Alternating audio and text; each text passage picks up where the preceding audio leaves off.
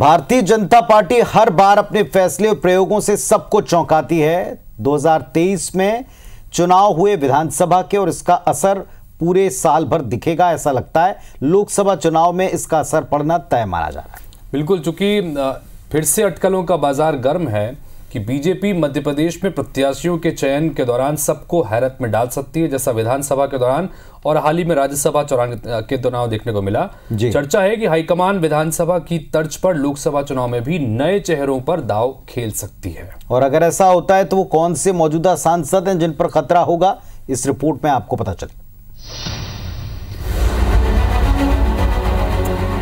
झाबुआ में पहले पीएम मोदी ने किया चुनावी शंखनाद, फिर छतरपुर में गृह मंत्री अमित शाह ने मिशन 24 के लिए भरी हुंकार।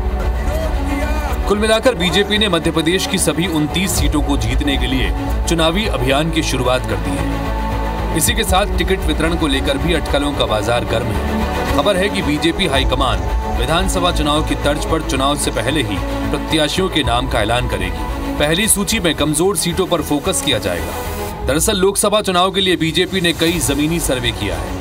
उसके मुताबिक कई सीटों पर बीजेपी पुराने चेहरों की जगह नए चेहरों पर दांव खेल सकती है। अगर ऐसा हुआ तो 3 या उससे अधिक बार के सांसदों का टिकट कट सकता है। करीब 10 संसदीय सीटों पर बीजेपी नए चेहरों को मौका दे सकती है। विधानसभा चुनाव में खाली हुई 5 लोकसभा सीट पर नए चेहरे को मौका। गणेश सिंह और फग्गन सिंह की सीट पर भी नए चेहरे पर विचार। कमजोर प्रदर्शन वाले सांसदों के टिकट कट सकते हैं। काफी पुराने चेहरों को उतारने से परहेज करेगी पार्टी। भारतीय जनता पार्टी की कार्यपद्धति है कि सभी कार्यकर्ताओं को काम और सभी काम के लिए कार्यकर्ता। तो निश्चित तौर पर लोकसभा चुनाव में भी हमारे जो योग्य कार्यकर्ता है उनको अवसर मिलेगा, पार्टी उनको अवसर देगी, वो चुनाव लड़ेंगे और माननीय मोदी जी के नेतृत्व में काम करेंगे।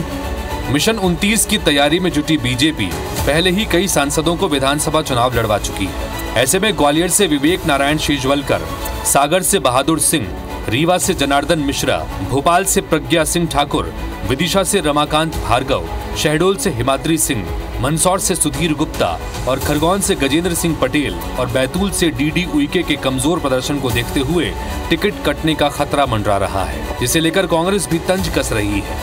पुराने चेहरों से खतरा होता है लीडरशिप को।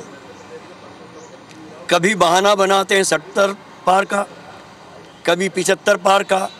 अब नए चेहरों के नाम पर जितनी चुनौतियां हैं उनका अंतिम संस्कार कर देंगे। बहरहाल चुनाव कोई भी हो, बीजेपी सबको चौंका रही है। पहले विधानसभा फिर राज्यसभा में बीजेपी के नए चेहरों पर दांव लगाया गया। चर्चा है कि लोकसभा चुनाव में भी यह फॉर्मूला लागू हो सकता है। बीजेपी की यह रणनीति 24 के चुनाव में कारगर होगी, ये बड़ा सवाल है। विवेक पटैया, IBC 24, भोपाल।